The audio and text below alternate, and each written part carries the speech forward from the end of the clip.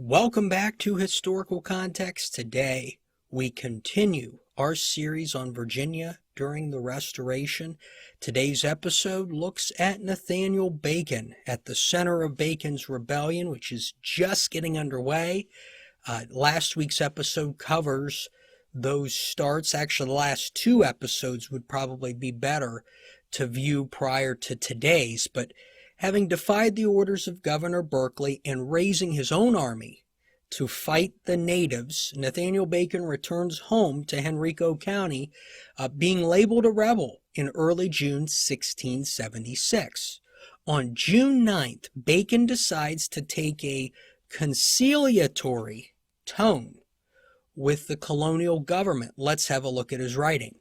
Nathaniel Bacon, Jr. of Henrico County in Virginia, do hereby most readily, freely, and most humbly acknowledge that I am and have been guilty of diverse, late, unlawful, mutinous, and rebellious practices, contrary to my duty to His Most Sacred Majesty's Governor and this country, by beating up for drums, raising of men in arms, marching them into several parts of His Most Sacred Majesty's colony, not only without order and commission, but contrary to the express orders and commands of the righteous Honorable Sir William Berkeley, His Majesty's most worthy Governor and Captain General of Virginia. And I do further acknowledge that the said Honorable Governor has been very favorable to me by his several reiterated gracious offers of pardon, thereby to reclaim me from the persecution of those most unjust proceedings, and for the resettlement of this whole country in peace and quietness.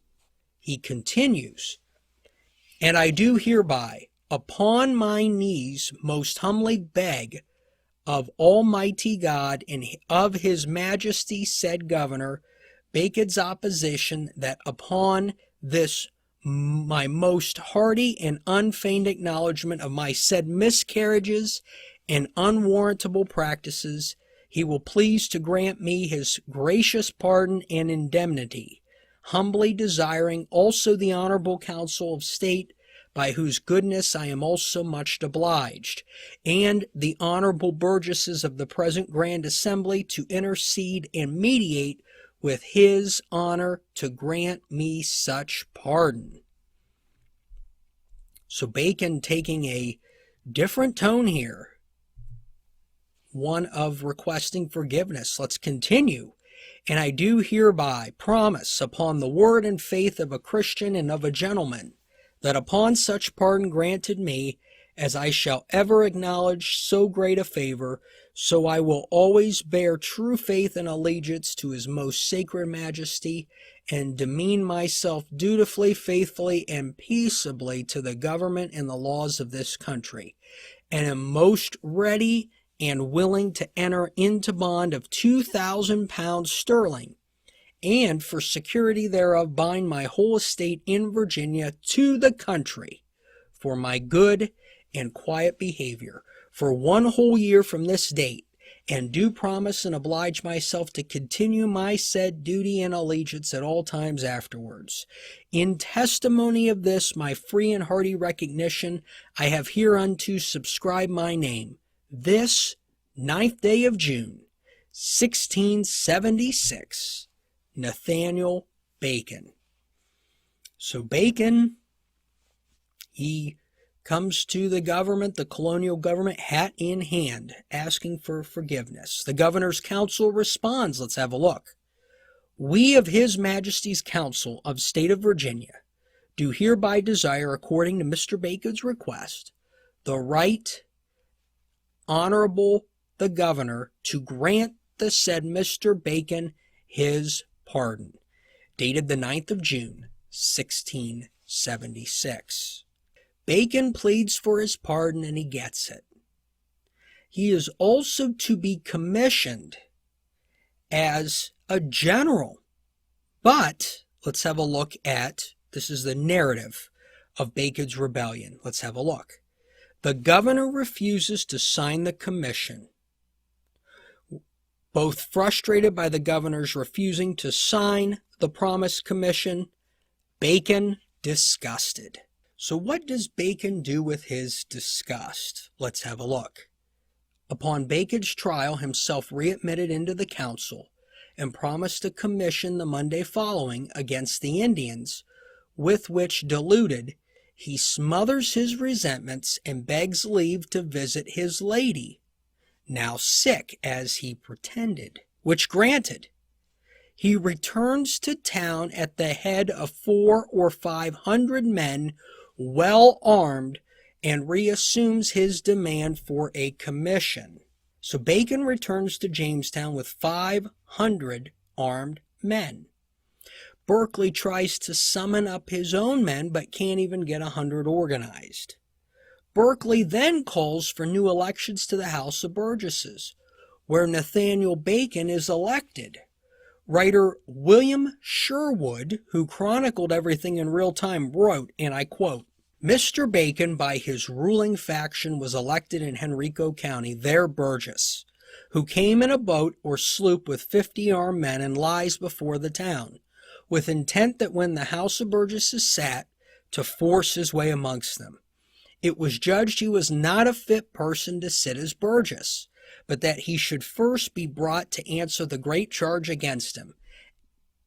Of this he was informed by some of his faction, and endeavors to escape."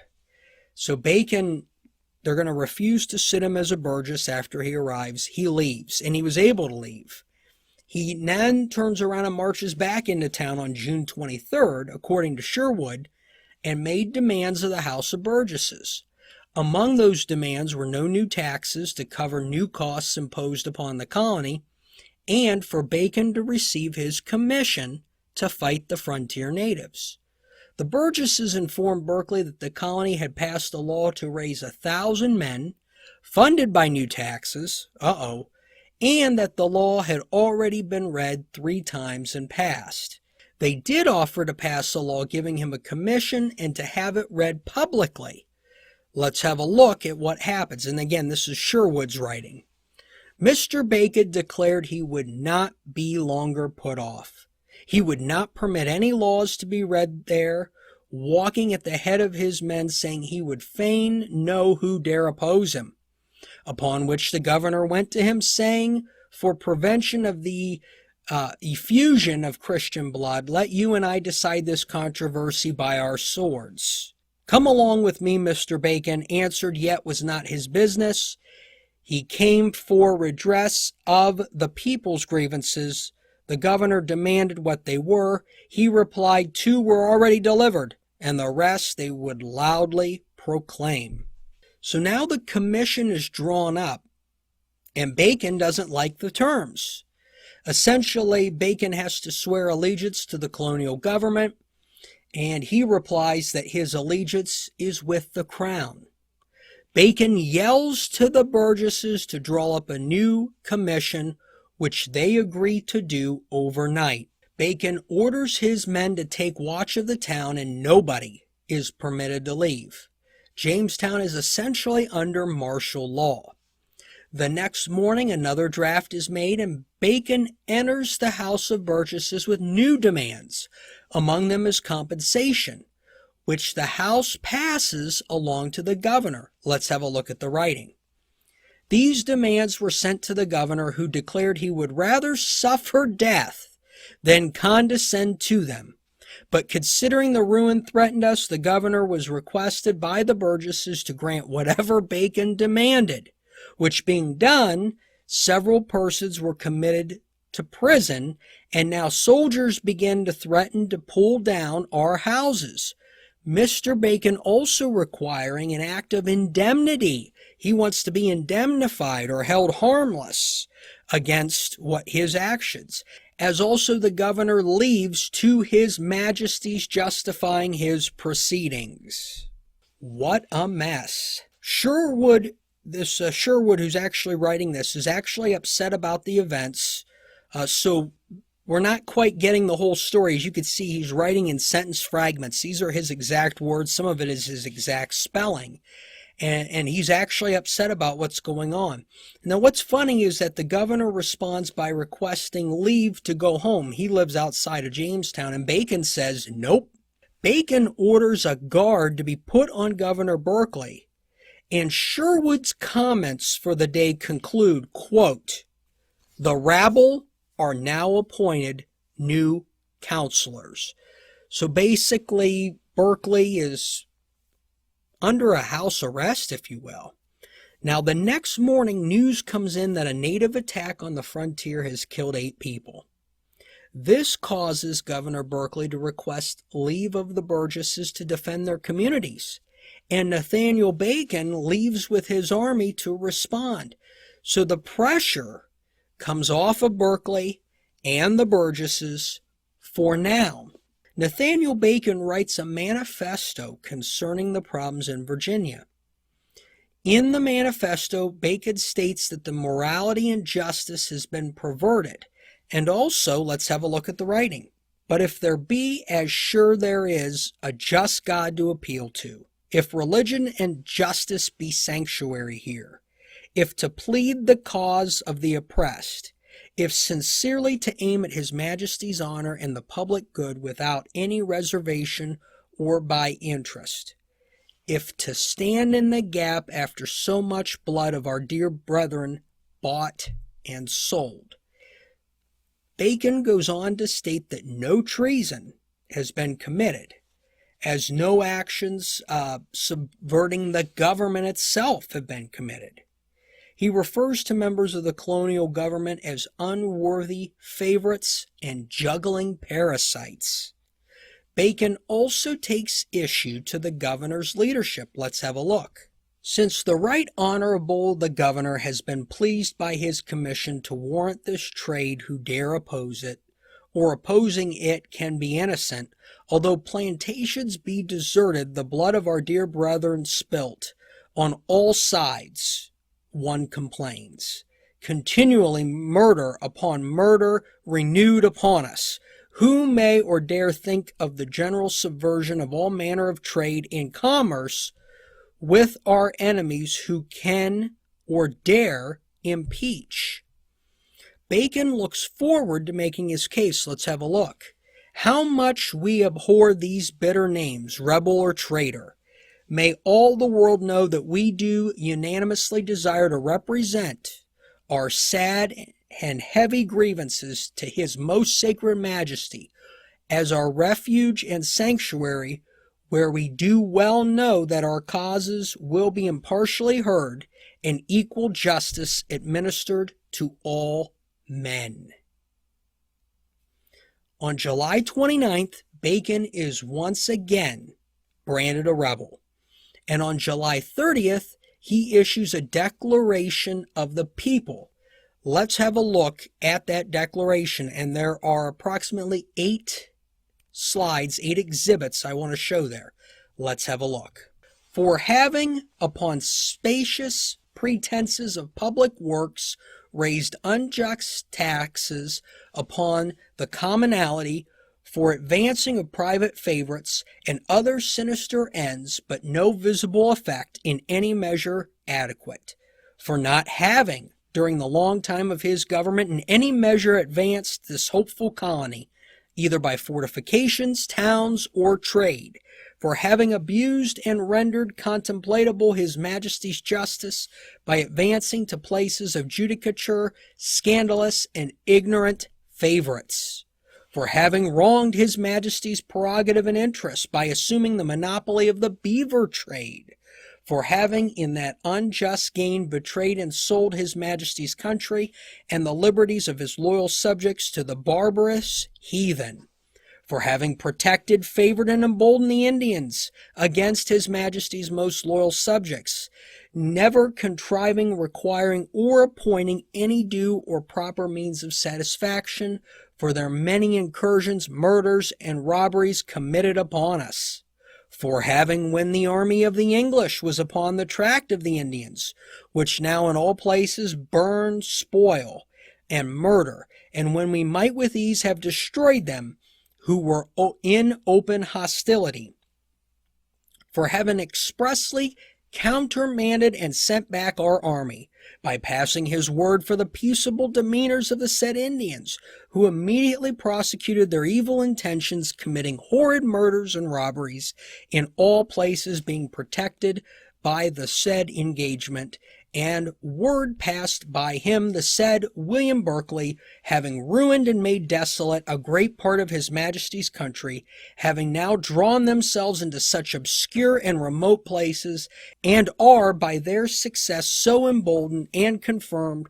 by their confederates strengthened, that the cries of blood are in all places, and the terror and the consternation of the people so great that they are not only become difficult, but a formidable enemy who might with ease have been destroyed.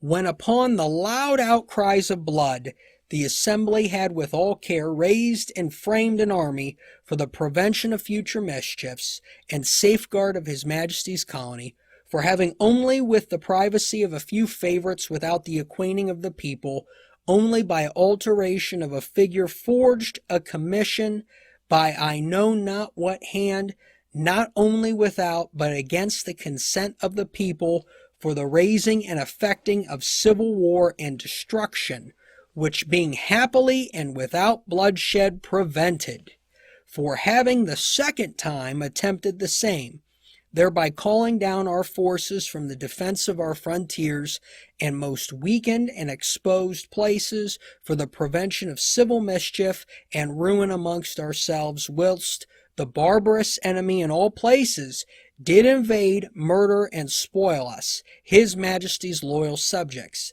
Of these the aforesaid articles we accuse Sir William Berkeley as guilty of each and every of the same, as one who has traitorously attempted, violated, and injured his Majesty's interest here, by the loss of a great part of his Majesty's colony, and many of his faithful and loyal subjects by him betrayed in a barbarous and shameful manner, exposed in the incursion and murder of the heathen. And we further declare the ensuing persons in this list to have been his wicked and pernicious counselors and confederates, aiders and assistants against the commonalty in these civil commotions. So at this point of the declaration, Bacon names 19 additional men as co-conspirators of Sir William Berkeley.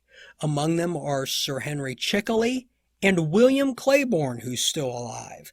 Claiborne at this time is of advanced age, so this could be his son, although I can't really tell the difference. There's also a Richard Lee mentioned, which I believe is of the Lee family, which we're going to see more of in the American Revolution and the Civil War. The declaration continues. Let's have a look. And we further command that the said William Berkeley, with all the persons in this list, be forthwith delivered up, or surrender themselves within 4 days after the notice hereof, or otherwise we declare as follows: that in whatsoever place, house, or ship any of the said persons shall reside, be hid, or protected, we do declare the owners, masters, and inhabitants of the said parties to be confederates, traitors to the people and the estates of them, as also of the aforesaid persons to be confiscated.